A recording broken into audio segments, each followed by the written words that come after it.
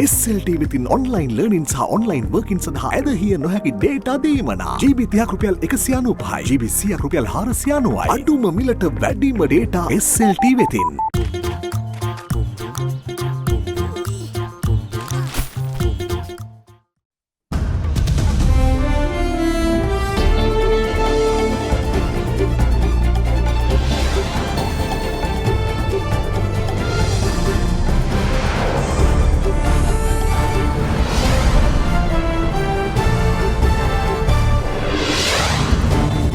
අද 2020 අගෝස්තු 17 සඳුදා සිරස්තල දෙවයිනේ ප්‍රදේශ රැසක විදුලි සැපයුම යථා තත්ත්වයට සිදු වූ දෝෂය ගැන සොයන්න කමිටුවක් වාර්තාව සතියක් තුළ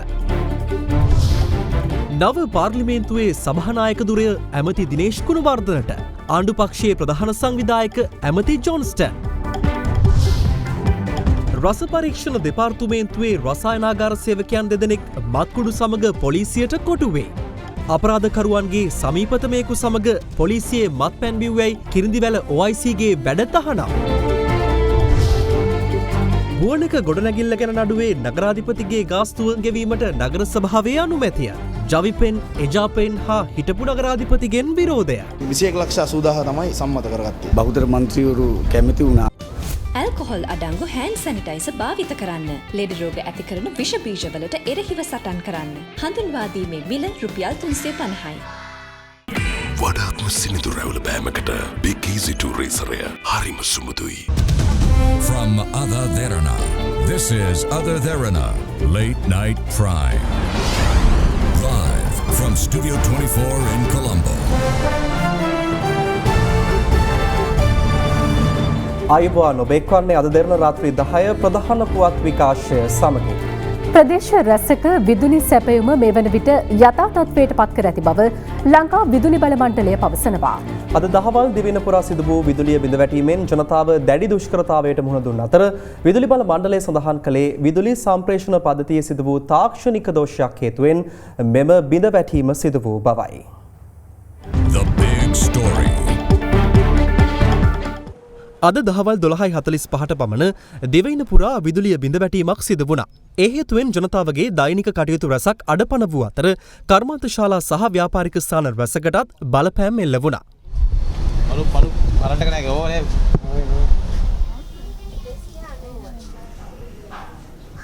අපේ ගෙදර කරන්ට් එක නැහැ. දැන් පැය කමාරක් වෙනවා. අද ඉඳන් කරන්ට් එක නැහැ. ඔකෝ ඔළුවත් ගහගෙන.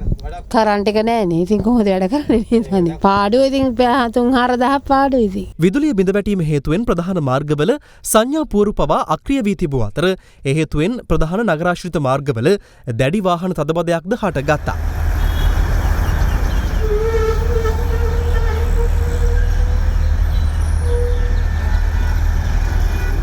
විදුලි බල අමාත්‍යාංශයේ මාධ්‍ය ප්‍රකාශක සුලක්ෂණ ජයවර්ධන මහතා සඳහන් කළේ විදුලි සම්ප්‍රේෂණ පද්ධතියේ සිදු වූ තාක්ෂණික දෝෂයක් හේතුවෙන් මෙම විදුලිය බිඳ වැටීම සිදු වූ බවයි. කෙරවලපිටිය ග්‍රිඩ් උපපොලේ යම් තාක්ෂණික දෝෂයක් හේතුවෙන් තමයි මේ කටයුත්ත සිදු වුණු බවට තමයි වාර්තා වෙලා තිබෙන්නේ. අප බලාපොරොත්තු වෙනවා හැකිතාක් ඉක්මනින් පද්ධතිය නැවත යථාර්ථයට පත් කරලා විදුලි සේවාව අඛණ්ඩව ලබා දීමේ කටයුතු ක්‍රියාත්මක වෙනවා. මේ අතර කෙරවලපිටිය බලාගාරයේ බලාගාර ඉංජිනේරු කිත්සිරිය ගොඩවත්ත මහතා අද දෙරණට සඳහන් කළේ විදුලිය නිකුත් කරන කෙරවලපිටිය බලාගාරයෙහි කිසිදු දෝෂයක් හටගෙන නොමැති බවයි. ගැටලුව පවතින්නේ විදුලි සම්ප්‍රේෂණ පද්ධතියේයි සැකකරන බව ඒ මහතා සඳහන් කළා. ඒ අනුව දිවයින පුරා විදුලිය බිඳ වැටීමෙන් මාන්සන්දි ආශ්‍රිතව පිහිටි ආලෝක සංඥා ක්‍රියා විරහිත වීම නිසා සවස කාර්යාලීය වේලාවේ රථවාහන හැසිරවීම සඳහා පොලිස් නිලධාරීන් වැඩි වශයෙන් යොදවා තිබුණා. විදුලිය බිඳ වැටීමත් සමග ඉන්ධන පිරවුම් හල් අසල පෝලිම්ද දක්නට ලැබුණා.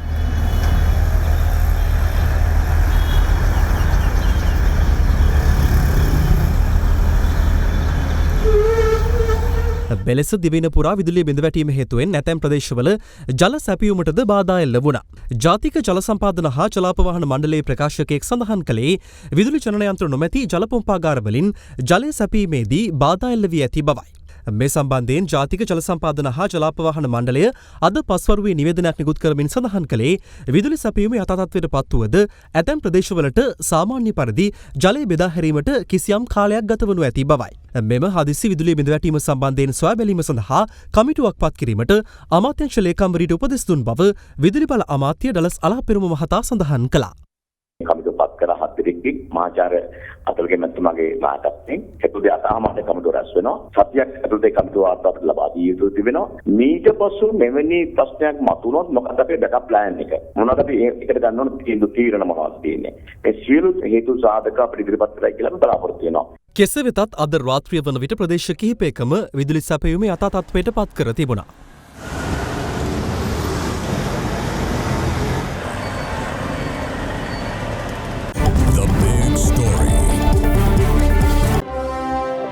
සෙලාන් බැංකුව සුහද හදක් ඇති දේශීය බැංකුව. පත්වීම් ලිපිලද රැකියා විරහිත උපාධිධාරීන්ගේ අයදුම්පත් රැසක් අවලංගු කිරීමට රාජ්‍ය සේවා පළාත් සභා හා පළාත් පාලන අමාත්‍යාංශය පියවර ගෙන තිබෙනවා. මූලික කොන්දේසිවලට පටහැනි ඉදිරිපත් කළ අයදුම්පත් මෙලෙස අවලංගු කළ බවයි අමාත්‍යාංශ ලේකම්වරයා අද දිරණට සඳහන් කළේ.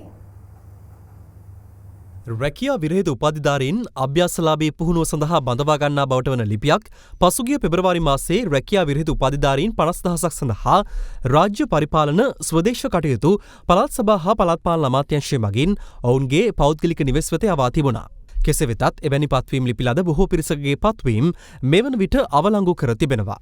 ඊයේ දින රාජ්‍ය සේවා පළාත් සභා හා පළාත් පාලන අමාත්‍යාංශයේ වෙබ් අඩවිය මගින් ප්‍රකාශයට පත් කළ රැකියා හිමිවන නාමලේඛන තුල අවලංගු කළ නම්ද ඇතුළත් කර තිබුණා. එම අමාත්‍යාංශයෙන් අප කළ විමසීමකදී එහි ලේකම් ජේ.ජේ. රත්නසිරි මහතා කියා සිටියේ රැකියා අයදුම්පත් නැවත පරීක්ෂා කිරීමේදී මූලික කොන්දේසිවලට පටහැනි අයදුම්පත් අවලංගු කළ බවයි. පෞද්ගලිකාංශයේ දැනටමත් සේවය කරන සේවක අර්ථසාධක හා සේවක භාරකාර අරමුදලට හිමිකම් කියන පුද්ගලයන්ගේ නම්ද මෙලෙස අවලංගු කළ බවයි අමාත්‍යාංශ ලේකම්වරයා වැඩිදුරටත් සඳහන් කළේ. ආසන්න වශයෙන් 40,092කට ආසන්න ප්‍රමාණයකගේ මේ අයදුම්පත් ප්‍රතික්ෂේප වෙලා තිනවා මේ වෙනකොට. පහුගිය අවුරුදු වල රැකියාවක නිරත වෙලා EPF ETF කැපිලා තියෙනවා නම් යම් කිසි කෙනෙක්ගේ ඒ තොරතුරු හරහා ඔවුන්ගේ අයදුම්පත ප්‍රතික්ෂේප කරලා තියෙනවා. මේ චක්‍රලේඛයේ සඳහන් කරන විදිහට 2019 ජනවාරි මාසේ 1 වෙනිදාට පෙර උපාධිය ලැබුණා. ඒ ලැබිච්ච උපාධිය ලැබිච්ච දවස් ඉඳලා වසරක් කාලයක් රැකියා විරහිතව ඉන්න අයට තමයි මේ අවස්ථාව ලබා දෙනවා කියලා කියන්නේ. ඊළඟට දෙවෙනි කාරණා තමයි 2019 ජනවාරි 1 වෙනිදාන් පසු උපාධිය ලැබුණා නම් ඒ ලැබිච්ච දවස් ඉඳලා රැකියා විරහිතව ඉන්න ඕනේ. මොකද මේක ඊටාම අසාධාරණ කොන්දේසියක්. පෞද්ගලිකංශ රස්සාවක් කරා නම් අපි මේ කියන රජයේ රැකියාව ලබා දෙන්නේ නැහැ කියලා කිව්වද? එහෙම කියලාද ඡන්දේ ගත්තේ? විශාල සිත්ඇවුලට අසරණ භාවයට නැවතත් රැකියාව විරහිත උපාධිධාරීන් සැලකිලි ප්‍රමාණයක් ලක් වෙලා තිනවා. දැන් මේ කියන්නේ කොහෙවත් රැකියාවක් කරන්න එපා. ආණ්ඩුවෙන් රැකියාවක් දෙනකන් ඕගොල්ලෝ ගෙදරට වෙලා ඉන්න. අපි රැකියාවක් අවුරුදු 7ක් ගිහිල්ලා හරි දෙනවා. එතකන් ඉන්න කියලා නෙමෙයි කියන්නේ. කොහොමද රැකියාවක් නැතුව වසර 7ක් ජීවත් වෙන්නේ කොහොමද කියලා දෙන්නේ. නවවැනි පාර්ලිමේන්තුවේ සභානායකවරයා ලෙස අමාත්‍ය දිනේෂ් ගුණවර්ධන මහතා පත් කර තිබෙනවා. ආණ්ඩු පක්ෂයේ ප්‍රධාන සංවිධායක ධුරය සඳහා පත් කර ඇත්තේ අමාත්‍ය ජොන්ස්ටන් ප්‍රනාන්දු මහතායි. මේ අතර අග්‍රාමාත්‍ය මහින්ද රාජපක්ෂ මහතා තමා අමාත්‍ය දුරදරන මුදල් බුද්ධ ශාසන ආගමික හා සංස්කෘතික කටයුතු හා නාගරික සංවර්ධන හා නිවාස යාන අමාත්‍යාංශවල අද වැඩභාර ගත්තා. මුදල් අමාත්‍යවරයා ලෙස පසුගියදා දෙවුරුම් දුන් අග්‍රාමාත්‍ය මහින්ද රාජපක්ෂ මහතා අද පෙරවරුවේ යෙදුණු සුබ මොහොතින් මහා සංඝරත්නයේ ආශිර්වාදයේ මැදියේ එම අමාත්‍යාංශයේදී වැඩභාර ගත්තා.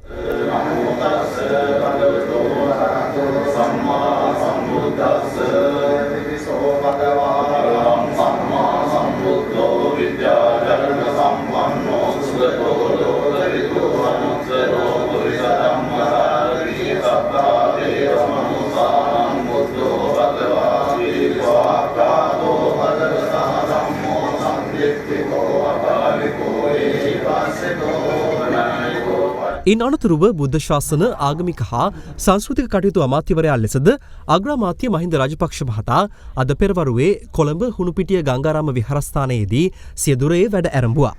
එම අවස්ථාවේදීම ජාතික උරුම ප්‍රාසංග කලා හා ග්‍රාමීය කලාශිල්පී ප්‍රවර්ධන කටයුතු රාජ්‍ය අමාත්‍ය විදුර වික්‍රමනායක මහතාද සිය අමාත්‍ය දුරේ වැඩභාර ගත්තා.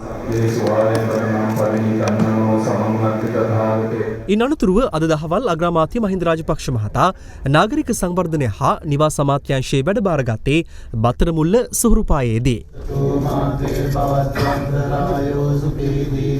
අපි 2015 යනකොට මම හිතන්නේ ආසියාවේ වේගයෙන්ම සංවර්ධන වුණු නගරය බවට කොළඹ පත් වෙලා තිබුණා. ඊට පසුව අවුරුදු 5 පසුබෑම එක තමයි අපි වැඩබාර ගන්නේ. ඔබ වැඩබාර ගන්න. ඉතින් ඔබට තියෙන විශාල කාර්යයක්. අර පසුබෑපු අවුරුදු 5 ආපහු 2015 තත්ත්වයට ගෙන්නන්න. එතනින් එහාට ඉදිරියට ගෙනියන්න. තියෙන වගකීම තියෙන්නේ ඔබට. මේ අතර නව රජයේ කැබිනට් සහ රාජ්‍ය අමාත්‍යවරුන් රැසක් අදත් සිය දුරවල රාජකාරී ආරම්භ කළා. කර්මාන්ත අමාත්‍ය විමල් වීරවංශ මහතා කොල්ලුපිටියේ පිහිටි එම අමාත්‍යංශයේදී අද දුරේ රාජකාරී ආරම්භ කළා. 19 වෙනි සංශෝධනයේ නිර්මාතෘවරු පවා අද පිළිගන්නවා ඒක විශාල අවුල් ජාලාවක හේතුවක් කියලා. ඉතින් අවුල් ජාලාව ඉවත් කර ගැනීම අත්‍යවශ්‍යයි ආරම්භක වශයෙන්. හැබැයි එතනින් නතර නොවි මේ රාජ්‍ය බල ගන්නවන රටවැසිය බල ගන්නවන නවාණ්ඩු ක්‍රම ව්‍යවස්ථාවක් යටතට මේ රට රැගෙන මේ කාර්යයත් ඉතාම ඉක්මනින් සිදු කිරීම තමයි අපගේ අපේක්ෂාව වෙන්නේ. බලශක්ති අමාත්‍ය උදය ගම්මන්පිල මහතා දුරේ වැඩබහර ගත්තේ කොල්ලුපිටියේ පිහිටි එම අමාත්‍යංශයේදී. අධිකරණ අමාත්‍ය ජනාධිපති නීතිඥ අලි සබ්රි මහතා දුරේ රාජකාරී ආරම්භ කළේ අලුත් කඩේ පිහිටි අධිකරණ අමාත්‍යංශයේදී. මේ රටේ ආණ්ඩුක්‍රම ව්‍යවස්ථාවට හෝ මේ රටේ ජනතාවට හෝ විරුද්ධව අබමල් රේණුවකවත් වරදක් අපෙන් කවදාවත් සිද්ධ වන්නේ නැහැ. විදේශ අමාත්‍ය දිනේෂ් ගුණවර්ධන මහතා වැඩබහර ගත්තේ කොළඹ කොටුවේ පිහිටි සිය අමාත්‍යංශයේදී. නව තාක්ෂණ දැනුම ඇති විදේශ සේවාවක් බවටත් විදේශ අමාත්‍යංශයක් බවට පරිවර්තනය කිරීමේ සක්‍රීය ක්‍රියාමාර්ගයට පිවිසෙමු කියන ටික අපි බලාපොරොත්තු වෙනවා. වාරිමාර්ග අමාත්‍ය චමල් රාජපක්ෂ මහතා මරදානයේ පිහිටි මහවැලි අමාත්‍යංශයේදී එම දුරේ වැඩබහර ගත්තා. එම අමාත්‍යංශයේ රාජ්‍ය අමාත්‍ය දුරදර්ණ සිරිපාල ගම්ලත් සහ අනුරාධ ජයරත්න යන මහත්වරුන්ද එම අවස්ථාවේම රාජකාරී ආරම්භ කළා. එමෙන්ම චමල් රාජපක්ෂ මහතා අභ්‍යන්තර ආරක්ෂක ස්වදේශ කටයුතු හා අපදා කළමනාකරන රාජ්‍ය අමාත්‍ය දුරේ වැඩබහර ගැනීමද අද සිදු වුණා. වැවිලි අමාත්‍ය රමේෂ් පතිරණ මහතා බත්තරමුල්ල සෙත් සිරිපායේ පිහිටි සිය අමාත්‍යංශයේදී රාජකාරී ආරම්භ කළා. සමාගම් වතු ප්‍රතිසංස්කරණ තේවතු ආශ්‍රිත බොහෝග වගා තේ කර්මාන්ත ශාලා නවීකරණය හා තේ අපනයන ප්‍රවර්ධන රාජ්‍ය අමාත්‍ය කනක හේරත් මහතා වැඩබහර ගනු ලැබුවේ බත්තරමුල්ලේ පිහිටි අමාත්‍යංශයේදී. ඉඩම් කළමනාකරණ කටයුතු රාජ්‍ය ව්‍යාපාර ඉඩම් හා දේපල සංවර්ධන රාජ්‍ය අමාත්‍ය රොෂාන් රණසිංහ මහතා අද රාජකාරී ආරම්භ කළේ බත්තරමුල්ලේ පිහිටි අමාත්‍යංශයේදී. මෙම අවස්ථාවට අග්‍රාමාත්‍ය මහින්ද රාජපක්ෂ මහතාද එක්ව සිටියා. බතික් අත්‍යන්ත්‍ර රෙදි හා දේශීය ඇඟලුම් නිෂ්පාදන රාජ්‍ය අමාත්‍ය දයාසිරි ජයසේකර මහතා කොටුව ලෝකවෙළඳ මධ්‍යස්ථානයේ පිහිටි අමාත්‍යංශයේදී අද රාජකාරී ආරම්භ කළ අතර හිටපු ජනාධිපති මෛත්‍රීපාල සිරිසේන මහතාද එම අවස්ථාවට එක් වුණා. මෙහිදී රාජකාරී ආරම්භමින් රාජ්‍ය අමාත්‍යවරයා බතික් මුව ආවරණයක් හඳුන්වා දෙමින් එය එම අවස්ථාවට පැමිණ සිටි දුමින්ද දිසානායක රාජ්‍ය අමාත්‍යවරයා වෙත ප්‍රදානය කළා. අපි අපේ දුමින් දිසානායක මහත්මයාට මේක පරන්දන් රයිට්.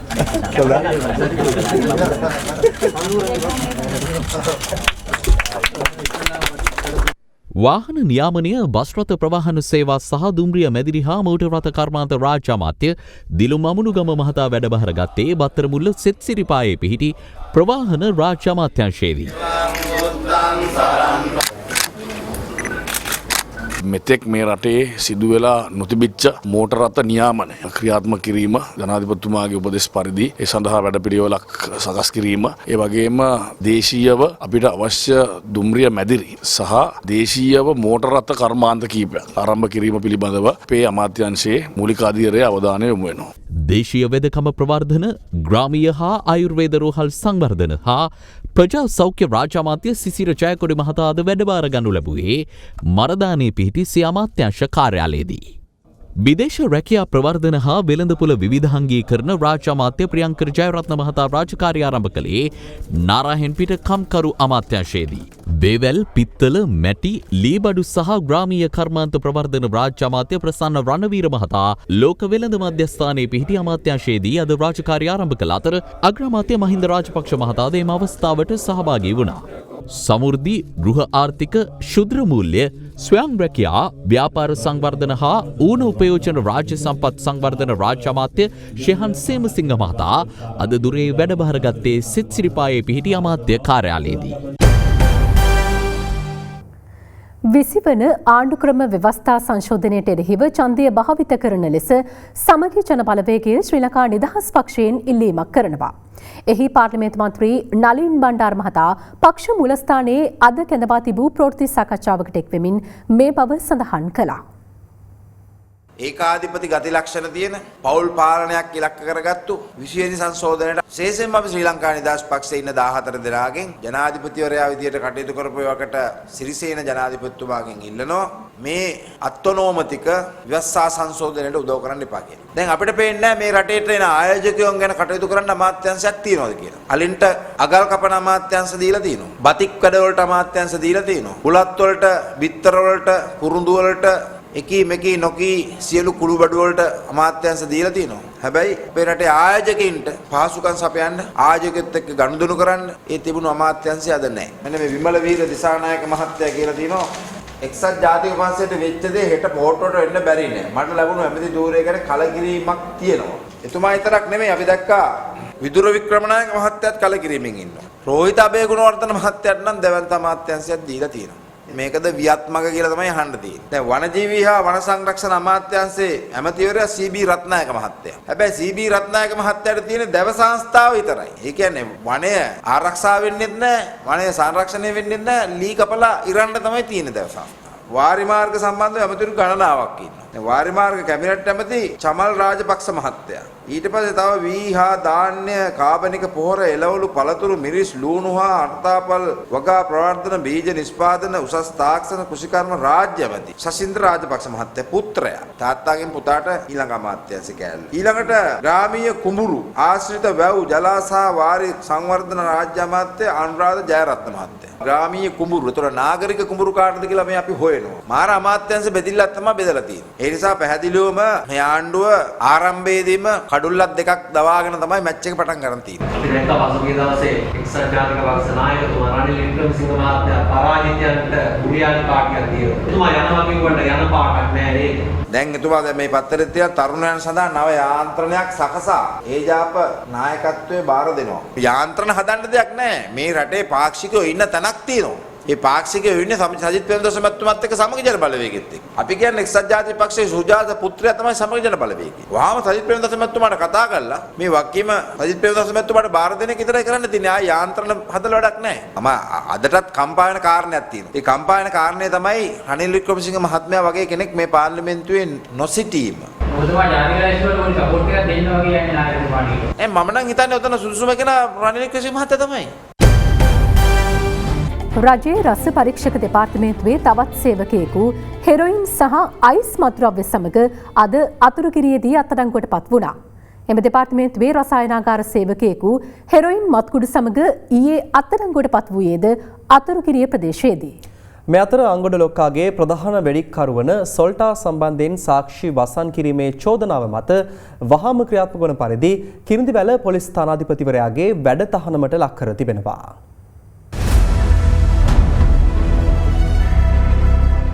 රස පරීක්ෂණ දෙපාර්තමේන්තු රසායනාගාර සේවකයා ඊයේ අත්අඩංගුවට ගෙන ඇත්තේ අතුරුගිරිය මොරටුවාහින ප්‍රදේශයේදී. ඒ අතුරුගිරිය පොලිස් ස්ථානාධිපතිවරයාට ලැබුණු තොරතුරකට අනුවයි. 28 හැවිරිදි මෙම සැකකරු සන්තකයේ තිබී හෙරොයින් ග්‍රෑම් 18 මිලිග්‍රෑම් 730ක් පොලිස් බහරයට ගැනුණා. සැකකරු කඩුවල මහේස්ත්‍රාත් අධිකරණයට ඉදිරිපත් කිරීමෙන් පසු මේ මාස 24 වෙනිදා තෙක් රඳවා තබාගෙන ප්‍රශ්න කිරීමට අවසර ලබා දී තිබෙනවා. රජයේ රස පරීක්ෂක දෙපාර්තමේන්තුව භාරයේ පැවති මත්ද්‍රව්‍ය සැකකරු විසින් ජවාරම් සඳහා යොදාගත්තේද යන පිළිබඳ සැකමතු වී ඇති අතර සිද්ධියට සම්බන්ධ තවත් අයෙකු සොයා මෙහෙයුම් ක්‍රියාත්මකයි.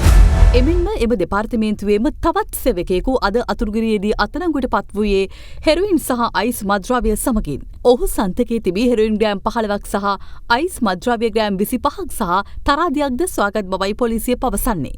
ඔහු ගමන් කරමින් සිටි යතුරුපැදියද පොලිස් බහරයට ගෙන තිබෙනවා. මේ අතර කිරිඳිවැල පොලිසිය ස්ථානාධිපතිවරයා ඊයේ සිට වහාම ක්‍රියාත්මක වන පරිදි වැඩතහනමට ලක් කිරීමට පියවරගෙන තිබෙනවා. ඒ අංගොඩ ලොක්කාගේ ප්‍රධාන වෙඩිකරු වන පසුගියදා පොලිස් වෙඩිපහරින් මියගිය සොල්ටාගේ සමීපතමයෙකු සමග පොලිස් නිල කාමරයේදී මත්පැන් පානය කිරීමේ චෝදනාවක් මතයි. සොල්ටා සම්බන්ධ විමර්ශනවල සාක්ෂි වසන් කිරීමට ක්‍රියා කළ බවටද ස්ථානාධිපතිවරයාට චෝදනා එල්ල වී තිබෙනවා.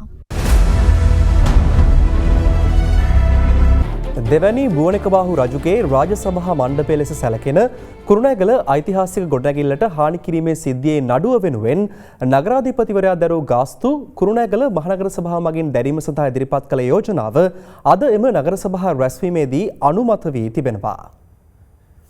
කුරුණෑගල මහනගර සභාවේ මුදල් කමිටුව විසින් 21,80,000ක මුදලක් අදාළ නඩුවේ නීතිඥ ගාස්තු වෙනුවෙන් ගෙවීම සඳහා යෝජනාවක් අද සභාවට ඉදිරිපත් කර තිබෙනවා. කාරුණිකව ගරු සභාවේ නිල්ලා සිටින්නේ මහනගර සභා ආඥා පනතේ 309 සමග කියවිය යුතුද 310 වගන්තිවල විධිවිධාන ප්‍රකාරව රජයේ කටයුතු ඉටු කිරීම සඳහා ක්‍රියා කළ අප වෙනුවෙන් එකී අධිකරණ කටයුතු සඳහා නීතිඥ ගාස්තු සභාර මුදලින් ගෙවීමට පහත කොන්දේසියට යටත්ව අනුමැතිය ලබා දීමට කටයුතු සලසා දෙන ලෙසයි. කොන්දේසිය මෙම නඩු කටයුතු විභාග කොට ලබා දෙන අවසාන තීරණයේදී යම් හේකින් අප වරදකරුවන් වූහොත් මෙකී නඩු ගාස්තු සභාව වෙත ප්‍රතිපූර්ණය කිරීමට අප යටත් වන බව. අනතුරුව සභාව තුළ රැඳී සිටි මාධ්‍යවේදීන් ඉන් ඉවත් කර නාගරික මන්ත්‍රීවරුන් පමණක් රැඳී සිටිමින් අදාළ යෝජනාව සම්මත කරගෙන තිබුණා. අප වාර්තාකරු පැවසුවේ ජනතා විමුක්ති පෙරමුණ සහ එක්සත් ජාතික පක්ෂය සහ හිටපු නගරාධිපතිවරයා එම යෝජනාවට විරුද්ධ වූ බවයි. අපි මේකට ඒ මුදල වෙන් කරන එකට විරෝධතාවය පළ කරා. මම හිතන්නේ බහුතර මන්ත්‍රීවරු කැමති වුණා ඒ වෙනුවෙන් ගෙවන්න. මන්ත්‍රීවරු කිහිප දෙනෙක් ඒ යෝජනාවට විරුද්ධ වුණා. හිටපු ජනාධිපති මෛත්‍රීපාල සිරිසේන මහතාට මේ මාස 26 වෙනිදා පාස්කු කොමිසමේ පොලිස් විමර්ශන ඒකකයේ හමුවේ පෙනී සිටින ලෙස දැනුම් දී තිබෙනවා. ඒ පාස්කු ප්‍රහාරය එල්ලවන අවස්ථාවේ මෙරට පැවති ආරක්ෂක තත්ත්වය පිළිබඳ ප්‍රකාශ සටහන් කර ගැනීම සඳහායි. දැන් තවත් පුවත් කිහිපයක්. වෛද්‍යවරයෙකු ලෙස පෙනී සිටිමින් දිවයිනේ රෝහල් ගණනාවක රෝගීන්ගේ රන් භාණ්ඩ සොරකම් කළ පුද්ගලයෙකු ගාල්ල පොලිස් අපරාධාංශය විසින් අද අත්අඩංගුවට ගනු ලැබුවා. හෝමාගම් ප්‍රදේශයේ පදිංචි මෙම සැකකරු එලෙස සොරාගෙන තිබූ භාණ්ඩවල වටිනාකම රුපියල් කෝටි 2කට ආසන්නයි. මාර්ගයක අලුත් වැඩියා කටයුතු ආරම්භ කර නිසියාකාර විට නොකිරීමට අප්‍රසාදය පළ කරමින් අද හාලියල ප්‍රදේශවාසීන් විරෝධතාවක නිරත වුණා. ඒ හාලියල 70ක්ම වරල් කැටිය මාර්ගයේදී. අපේ පාර හදලා දෙන්න. ඒත් සමගින් පුවත් ප්‍රකාශය අවසන්. මෙලකට දෙරණ 360. සුබ රාත්‍රියක්.